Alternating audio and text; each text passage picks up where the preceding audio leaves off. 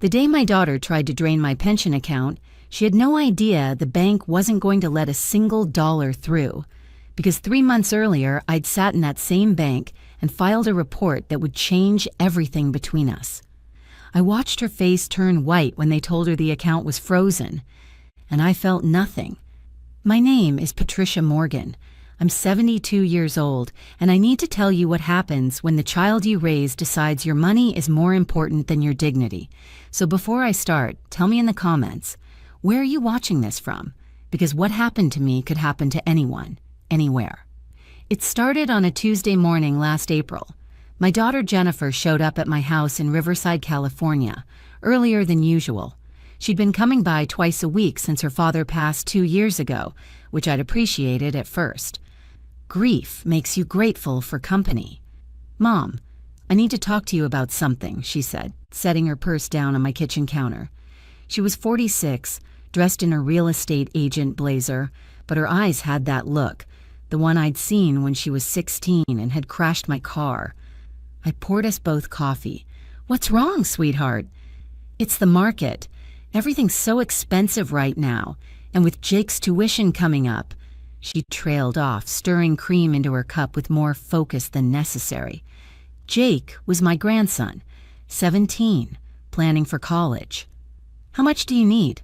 I asked. "Because that's what mothers do. We solve problems." "I don't want to borrow, Mom. That feels wrong." She reached across the table and took my hand. "But I was thinking, what if I just helped manage some of your expenses? You know, make sure your bills get paid on time, handle the grocery shopping, that kind of thing. It would take pressure off you." I should have seen it then. That slight hesitation before manage. The way her thumb rubbed circles on my wrist, like she was calming a nervous animal. "I manage fine," I said carefully.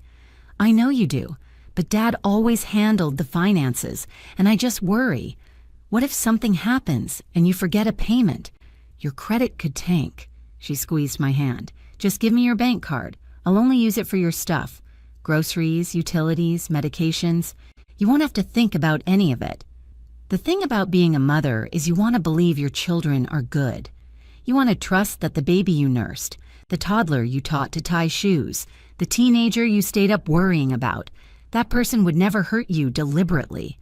So I went to my bedroom, took my debit card from my wallet, and handed it to my daughter. "Just for essentials," I said. "Just for essentials," she promised, and kissed my cheek. That was the last honest conversation we had. 3 days later, I checked my bank account online. My husband had taught me how before he died, one of his last gifts was making sure I knew how to watch our money. The balance was lower than it should have been, not drastically, but enough to notice. $200 missing. I called the bank and requested my recent transactions. The automated system listed them in that flat mechanical voice that makes bad news sound routine. April 18th, Nordstrom rack, $147.33. April 19th, Olive Garden, $62.50. I hung up, sat at my kitchen table for a long time. Jennifer hadn't asked about Nordstrom, hadn't mentioned taking me to dinner. I tried to rationalize it. Maybe she'd bought me something, planned to surprise me. Maybe the Olive Garden charge was her treating herself after running my errands and she'd pay me back. You tell yourself stories to avoid the truth. It's easier than facing what the truth might cost. A week passed. I didn't say anything to Jennifer when she came by. She kissed my cheek, asked about my doctor's appointment, commented on how nice my rose bushes looked. Normal. Everything felt normal except for the weight in my chest every time she smiled. I checked my account again. $400 gone now. Sephora, Target, a gas station in a part of town I never drove to. Small charges scattered like she was testing how much I'd notice. The answer was everything. I noticed everything. "Jennifer, honey," I said carefully one afternoon while she was organizing my medication cabinet, "I should probably take my bank card back. I feel strange not having it." She didn't turn around. "Mom, you told me to keep it. I'm handling everything for you." "I know, but are you saying you don't trust me?" Now she turned, and her eyes were wet. "After everything I've done, driving over here twice a week, making sure you're okay, managing your bills, you think I'm doing something wrong?" This is how it works. They make you the villain for questioning them. "No, sweetheart, I took time off work today to come here. Jake needs new shoes, and I'm here instead because I worry about you living alone in this big house." Her voice cracked perfectly. "If you want the card back, fine. I'll bring it next time. But it hurts, Mom. It really hurts that you'd think I'd take advantage." I apologized. Actually apologized for protecting my own money. She left that day without returning the card, saying she'd forgotten it at home. She never brought it up again. And like a fool, neither did I. May arrived. My account balance dropped by $800. June, $1,200. By July, I'd lost over $3,000 to charges I never made, purchases I never saw, dinners I never ate. I started keeping a notebook, wrote down every transaction, every date, every dollar. The pattern was clear. She was shopping for herself, buying gas for her car, eating at restaurants with, I assumed, her husband and son. My money was funding their lifestyle, while my savings, the money my husband and I had carefully built over 47 years of marriage, slowly drained away. And still, I said nothing, because saying something meant admitting my daughter was stealing from me. It meant accepting that the baby I'd carried was willing to bleed me dry. The breaking point came on a Friday in late July. I needed to buy groceries. Simple routine. I got to the checkout with my cart, just basics, bread and milk and coffee, and handed over my backup credit card, the one Jennifer didn't know about. "Declined," the cashier said, not even looking up. "That's impossible. Try again." She did. Same result. I left my groceries there and drove straight to the bank, my hands shaking on the steering wheel. The air conditioning in my car wasn't working right, and sweat ran down my back, or maybe that was panic. The bank manager, a young woman named Stephanie, pulled up my accounts on her computer. Her expression changed as she scrolled, professional neutrality turning to concern. "Mrs. Morgan, when was the last time you reviewed your credit card statements?" "I don't use that card much. Why?" She turned the monitor toward me. "There are significant charges here, over $7,000 in the past 3 months. The room tilted. "What?" "Amazon purchases mostly. Electronics, furniture, a laptop, clothing orders." Stephanie's voice was gentle, like she was explaining death to a child. "Your card is maxed out, that's why it declined." I couldn't breathe properly. $7,000 on a card I'd kept in my desk drawer for emergencies. "I didn't make those purchases," I whispered. "Do you live with anyone? Has anyone else had access to your cards?" Jennifer had been in my house twice a week for 4 months. She knew where I kept everything.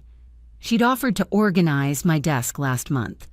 "My daughter," I said, and the words felt like poison. "My daughter has my debit card. She found the credit card too." Stephanie's expression shifted to something worse than concern. Pity. "Mrs. Morgan, I need to ask you some difficult questions. Has your daughter pressured you into giving her financial access? Do you feel safe?" "I'm not in danger," I said, though I wasn't sure that was true anymore. She told me she was helping with my bills. "Has she been paying your bills?" I didn't know. I'd assumed. I'd trusted. Stephanie made some calls while I sat there, numb. She pulled up my utility accounts, my insurance, everything. The bills were being paid, barely. Minimum payments, late fees stacking up. Jennifer had been paying just enough to keep services connected while spending the rest on herself. "I need to file a report," Stephanie said finally. "This is fraud, Mrs. Morgan. Family member or not, this is theft. She's my daughter." "I understand, but she's stolen over $10,000 from you in 4 months. If she has access to other accounts, your pension, your savings, you could lose everything." That's when the fear really hit. My pension, my Social Security, the savings account with $83,000, what was left of my husband's life insurance and our retirement fund, everything we'd worked for. Jennifer had my debit card. She had my personal information. She'd been in my house, unsupervised, for months. What else did she have access to? "Tell me exactly what I need to do," I said to Stephanie, and my voice didn't sound like mine anymore. It sounded like someone harder, someone who'd finally woken up. We spent 2 hours in that bank. Stephanie helped me file fraud reports on both cards. We flagged my accounts with alerts. Any attempt to add Jennifer as a joint owner, any attempt to make large withdrawals, anything unusual would trigger an immediate call to me and a freeze on the transaction. "We're going to set up a password system," Stephanie explained. "Any changes to your accounts will require this password. Don't write it down anywhere your daughter can find it. Don't tell her what it is. Don't tell anyone." I chose my husband's middle name and our wedding date, James 1976, something Jennifer would never guess. "Now, here's the difficult part," Stephanie said, her hands folded on her desk. "We can't arrest her yet. The fraud report has been filed, but the police will need evidence. Time to build a case. In the meantime, you need to act normal." Normal? Don't confront her. Don't let her know you've discovered the theft. If she realizes you're aware, she might try to drain your other accounts before we can protect them all. She might pressure you to drop the charges. She might, Stephanie hesitated, she might become aggressive. The word aggressive coming from this kind young woman made my stomach turn. We were talking about my Jennifer, the girl who'd cried when she stepped on a beetle as a child, who'd brought me flowers every Mother's Day. But people change. Or maybe I'd never really known her at all. "How long do I have to pretend?" I asked. "Until she makes a big enough move that the police can act. Usually, thieves get bolder. They escalate." Stephanie's eyes were sympathetic. "I know this is painful, Mrs. Morgan, but right now, patience is your best weapon." I drove home with new bank cards in my purse, cards Jennifer didn't know existed. I put them in a safety deposit box I opened that same day at a different bank across town. I changed my PIN codes. I set up text alerts for every single transaction over $20. And then I went home and waited. Jennifer came by the next Tuesday, right on schedule. She had coffee from Starbucks and a smile. "How are you feeling, Mom? You look tired." "Just didn't sleep well," I said, taking the coffee she offered. It was the expensive kind, probably bought with my money. I drank it anyway. "I was thinking we should go through your closet soon, donate some of Dad's old clothes. It's been 2 years, Mom. It might help with the healing." She wanted access to my bedroom again, to see what else she could take. "That's thoughtful, honey. Maybe next week." "Sure, whenever you're ready." She kissed my forehead. "I'll always be here for you." Lies sound like love when you want to believe them. After she left, I threw the coffee cup away and checked my bank account.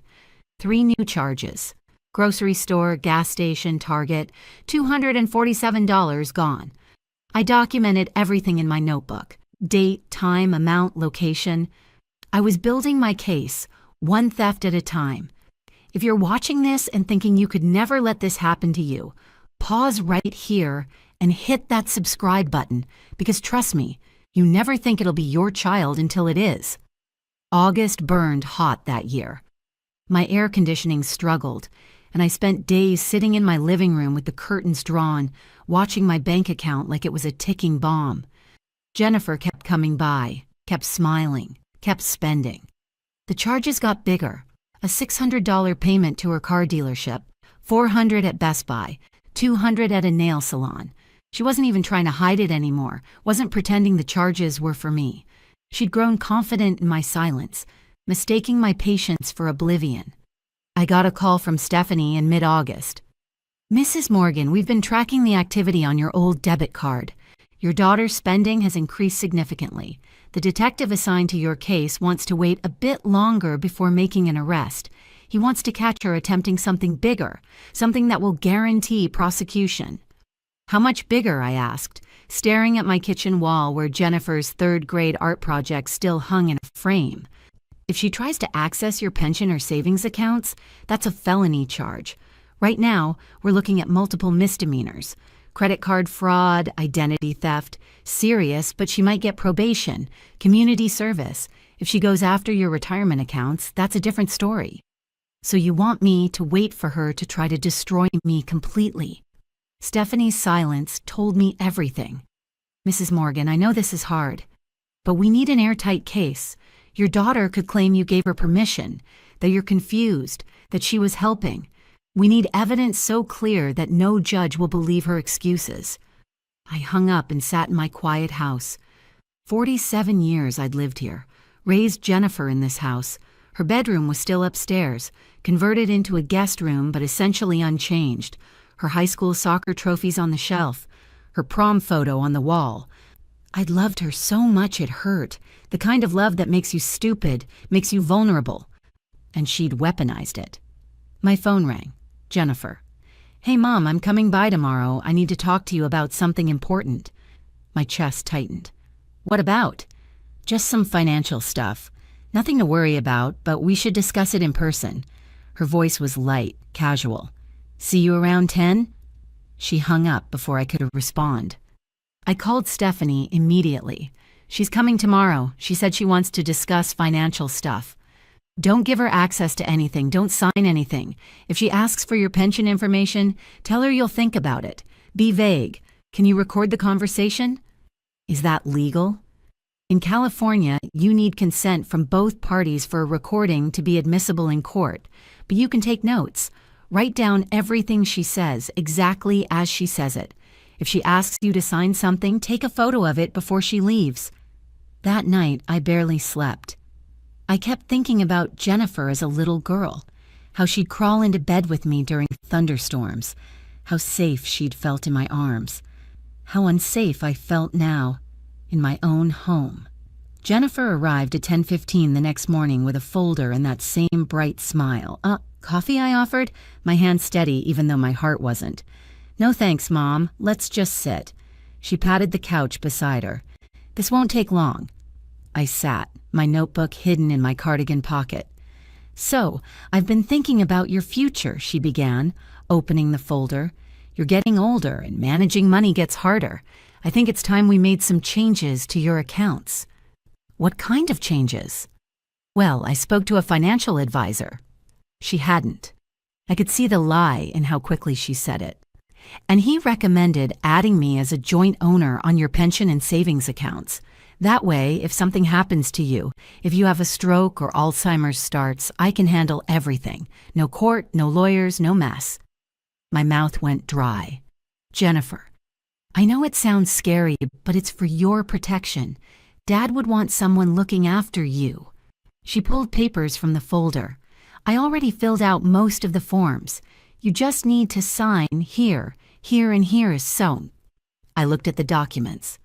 Authorization forms to add her name to my pension account, to my savings, to every dollar I had left. This is sudden, I said carefully. Mom, you gave me your bank card 4 months ago because you trusted me to help. This is just the next step. It doesn't change anything. The money is still yours. I just want to make sure you're taken care of. I need time to think about it. Her expression shifted. The warmth drained out like water from a cracked glass. Time to think? Mom, I've been taking care of you for months. I put my own life on hold to make sure you're okay. And now you need time to think about whether you trust me? It's not about trust. Then what is it about? Are you saying I'd steal from you? Is that what you think of me? Her voice rose, cracked with manufactured hurt. After everything I've done? Everything she'd done. $10,000 stolen, $7,000 on my credit card, $3,000 from my checking account. Bills paid late, credit damaged, my financial security dismantled piece by piece. I just want to read the documents carefully, I said, forcing my voice to stay calm. A day or two. Jennifer stood abruptly. Fine, think about it. But Mom, you're not getting any younger. What if something happens and I can't access your accounts to pay for your care? What if you fall or forget to pay a bill and everything falls apart? I'm trying to prevent that. She was good. Almost convincing. If I hadn't known better, I'd believe her concern was real. I'll let you know soon, I said. She left the papers on my coffee table. Call me when you're ready to sign. And Mom, I love you. I'm only trying to help. The door closed behind her. I sat for a long moment before pulling out my phone and photographing every page of those documents. Then I called Stephanie. She wants access to everything, I said. My pension, my savings. She brought papers. Don't sign anything, Stephanie said immediately. I'm contacting the detective right now. This is exactly what we've been waiting for. She's attempting to gain legal access to your major accounts while actively defrauding your other accounts. That's clear intent. What do I do when she asks again? She'll push. Stall. Say you need to talk to your own lawyer. Say you're not feeling well. Say anything except yes. We need a few more days to coordinate with the police. Can you manage that? I've managed 4 months, I said, and my voice was hollow. I can manage a few more days. But Jennifer didn't wait a few days. She called that night. Then again the next morning. Then she showed up at my door Tuesday afternoon, unannounced. Did you read the papers? She asked, pushing past me into the house. Jennifer, I told you I needed time. It's been 4 days, Mom. How much time do you need to trust your own daughter? She was different now. The sweet pretense had cracked, and underneath was something desperate, something mean. I want to talk to a lawyer first. A lawyer? Are you kidding me? She laughed, sharp and bitter. You know what lawyers cost? You'd waste thousands on legal fees to do something I'm offering to do for free. That's not smart, Mom. That's paranoid. It's my money, Jennifer. I have the right to be careful. Your money. Right. She stepped closer, and I felt small suddenly, aware of how my daughter towered over me now, how I'd shrunk with age while she'd grown into someone I didn't recognize. Let me tell you about your money, Mom. Dad's insurance paid for this house. His pension kept you comfortable, but you didn't earn any of that. He did, and now you're sitting on it like some kind of... She stopped, caught herself, but I'd heard enough. Like some kind of what? I asked quietly. Nothing. Forget it. She rubbed her face. I'm stressed, okay? Jake's college applications are due, the housing market is terrible, and I'm trying to juggle everything, including worrying about you. Nobody asked you to worry about me. You're my mother. Of course I worry. The softness returned to her voice, but it felt calculated now, rehearsed. Look, just sign the papers. Let me help you. That's all I want. I need more time. You don't have time, the mask slipped again. You're 72 years old, Mom. You could die tomorrow. Do you want everything stuck in probate? Do you want lawyers taking half of what Dad worked for? I'm not signing today, Jennifer. She stared at me. I watched something shift in her eyes, the moment she stopped seeing me as her mother and started seeing me as an obstacle. Fine, she said finally, but don't come crying to me when you can't figure out your bills or your medications or any of it. If you don't trust me to help, figure it out yourself.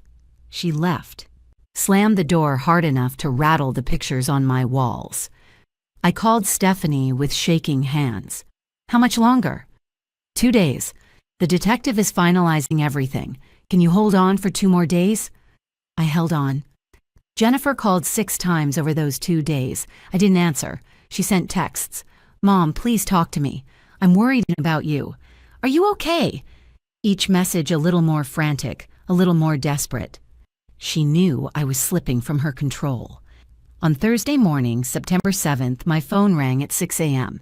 It was the bank's fraud alert system, automated voice telling me someone was attempting to access my pension account. I called the emergency number Stephanie had given me.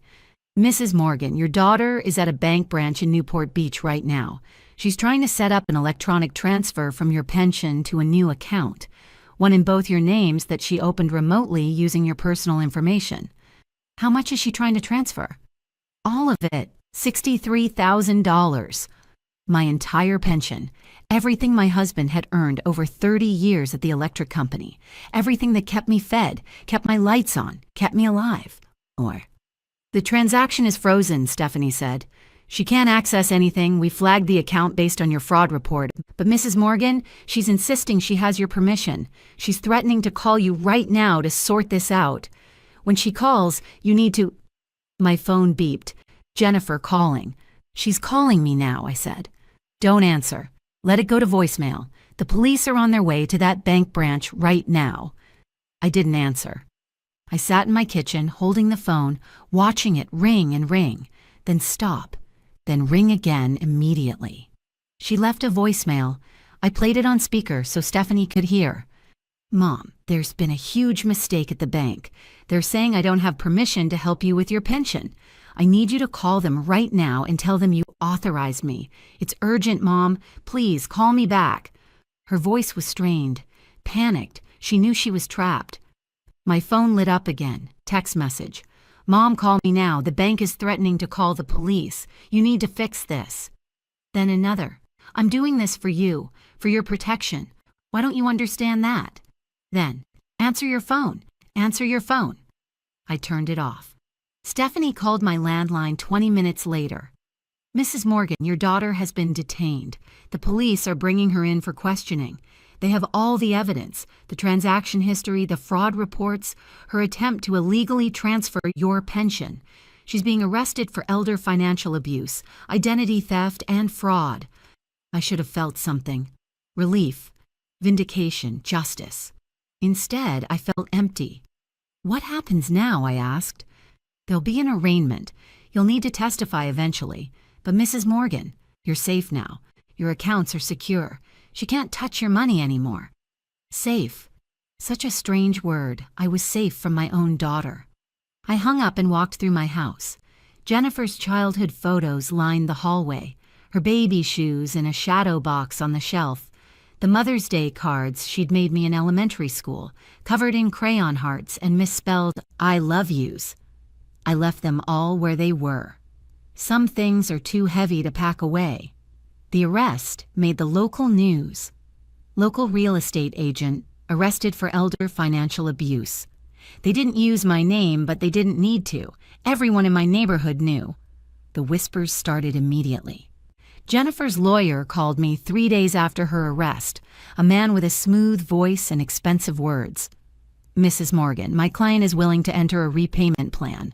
Full restitution of all funds plus interest. In exchange, we'd ask you to consider dropping the criminal charges.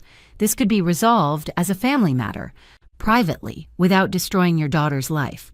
Her life, I said. What about mine? I understand you're upset, but Jennifer has a son to support, a career, a future.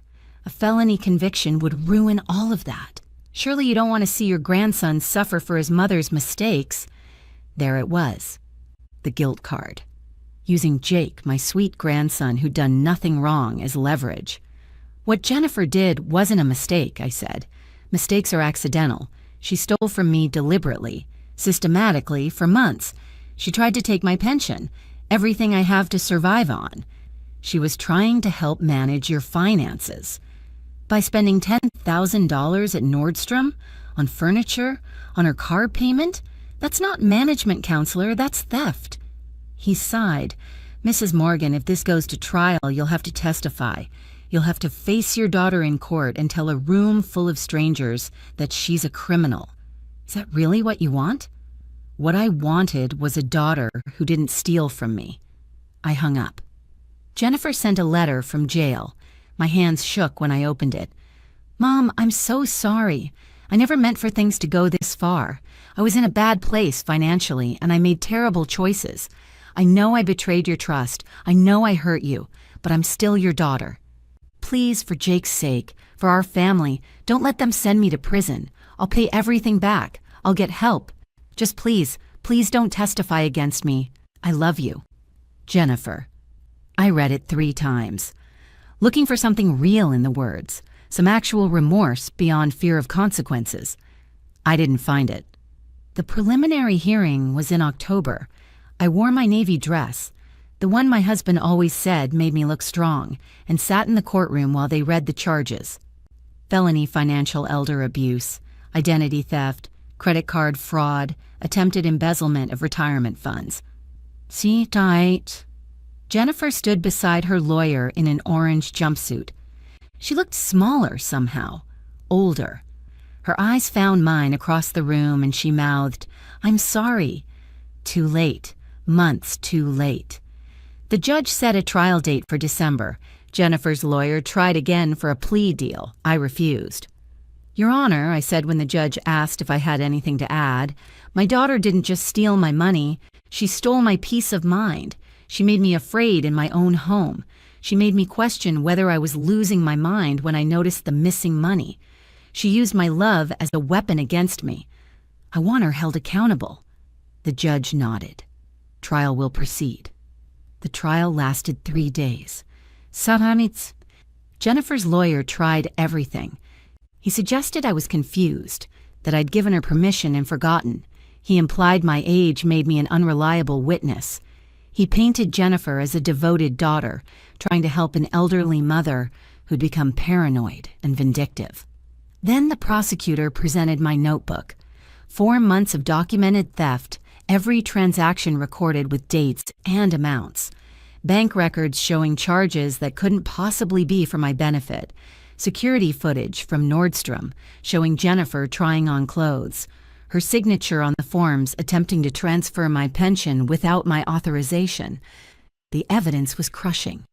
Jennifer took the stand. She cried. She apologized. She said she'd been desperate, drowning in debt, not thinking clearly. She said she'd always planned to pay me back. "Did you ask your mother if you could spend her money on your car payment?" the prosecutor asked. "No, but..." "Did you ask her permission before charging $7,000 on her credit card?" I thought, "Did you ask before attempting to transfer her entire pension into an account you controlled?" I was trying to help her. By stealing $63,000? Jennifer had no answer for that. The jury deliberated for 4 hours. When they returned, the forewoman stood. "On the count of felony financial elder abuse, we find the defendant guilty." Jennifer's face crumpled. Her lawyer put a hand on her shoulder, but she shook it off, turning to look at me one last time. I looked back, didn't flinch, didn't cry. Sentencing came 2 weeks later. The judge gave her 3 years, suspended to 18 months with 5 years probation, full restitution of $13,472 plus interest, mandatory counseling, and a restraining order. She couldn't contact me for 5 years. "Mrs. Morgan," the judge said, looking at me over his glasses, "do you wish to make a statement?" I stood. My legs felt steady. Jennifer is my daughter, and a part of me will always love the child she was, but she's not that child anymore. She made choices that hurt me deeply, that endangered my survival, that betrayed everything I thought we were to each other. I hope she gets help. I hope she becomes the person she should have been, but I'm glad she can't hurt me anymore. I sat down. Jennifer was led out. She didn't look back. I walked out of that courthouse into December sunshine. Stephanie was waiting on the steps. "You did it," she said. "How do you feel?" I thought about that. "Lighter," I said finally. "Sad, but lighter. My accounts are secure now. My money is mine again. I've changed my locks, my passwords, everything. I see Jake sometimes. His father brings him by, and we've agreed Jennifer's actions aren't his burden to carry. He's a good kid. He deserves better than what his mother showed him. As for Jennifer, I hear she got a job as a waitress. I hope she learns something from it. Me? I'm still here in my house in Riverside.